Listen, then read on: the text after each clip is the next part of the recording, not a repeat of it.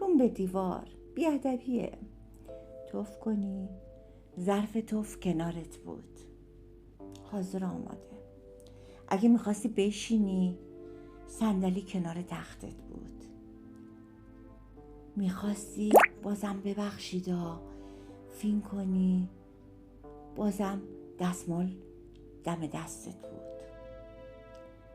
البته نوشته بودن توی ملافه نه ها، تو ملافه به هیچ وجه اجازه نمیدادن، میگفتن همچین مقرراتی نداری.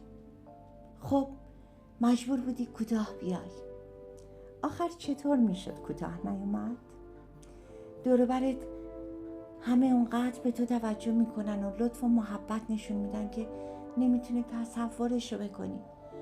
فرض کن آدم در و داغونی افتاده روی تخت، هم براش نهار میارن، هم تختشو مرتب میکنن، هم درجه میذارن زیر زبونش، هم با دست مبارک خودشون بالش زیر سرتو مرتب میکنن، ملافه ها رو عوض میکنن، احوالتو میپرسن. تازه چه کسانی حالتو میپرسن؟ آدمای مهم و مترقی، دکترا، پروفسورا، پرستارا و البته بهیارا. من نسبت به پرسنل بیمارستان اونقدر احساس قدرشناسی پیدا کردم که تصمیم گرفتم ازشون تشکر مادی کنم. البته از همه‌شون که نمیشد، وسعم نمیرسید. فکر کردم به یکیشون یه پولی بدم. مشغول بررسی شدم. دیدم هیچ کس بیشتر از اون بهیارمون سعید آقا لایق تشکر مادی نیست.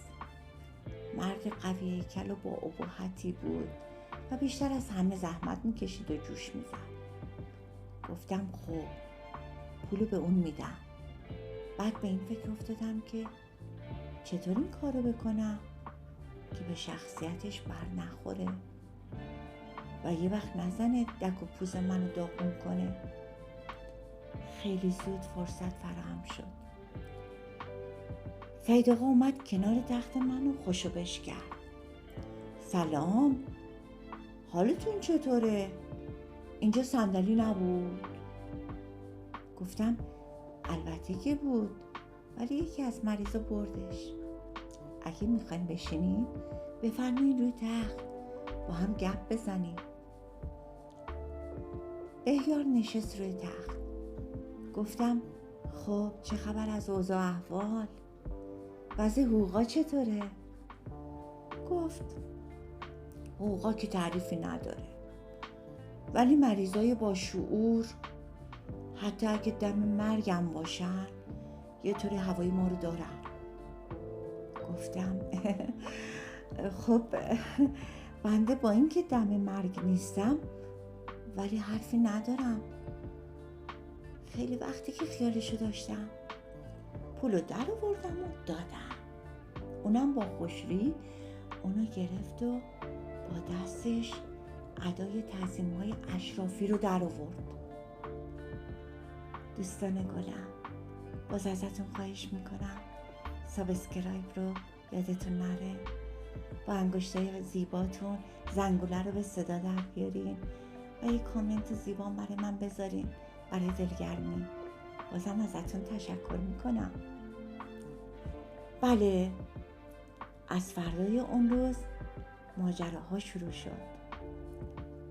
تا اون موقع من خوب و خوش بستری بودم و کسی مزاحمم نمیشد. ولی حالا سعید آقا انگار که از تشکر مادی من زده بود به سرش، روزی 15 دفعه می اومد دم تخت من بالشم رو مرتب میکرد. منو میکشید به حموم. پیشنهاد میکرد کیسم بکشه. بی‌انصاف با درجه هاش که روزی 15 بار زیر زبون من میذاشت و قبلا 1-2 بار زیر زبونم رو زخم کرده بود. قبلا موقع حموم آب سرد بود. من منم خوشم میومد.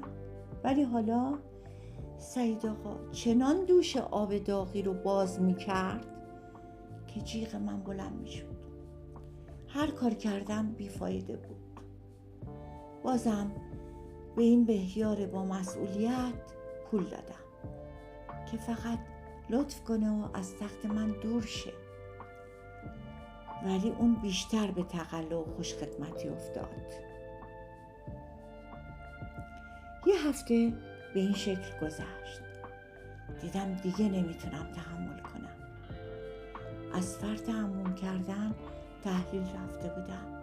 7 کیلو وزن کم کرده بودم. لاغر شده بودم. اشتها نداشتم. ولی بهیار هنوز ساز خودشو میزد. اون با محبت تمام یک بار کم مونده بود من تو آب جوش بپزه. خدا شاهده.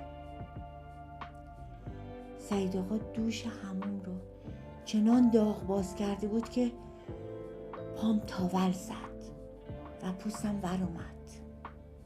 گفتم ای بابا، مردمو تو آب جوش میپزی؟ کباب میکنی؟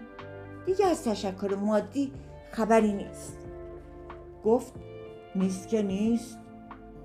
پس دیگه از کمک پرسنل متخصصم هیچ خبری نیست. اینو گفت و رفت بیرون. حالا دوباره همه چیز به وضع سابق برگشت.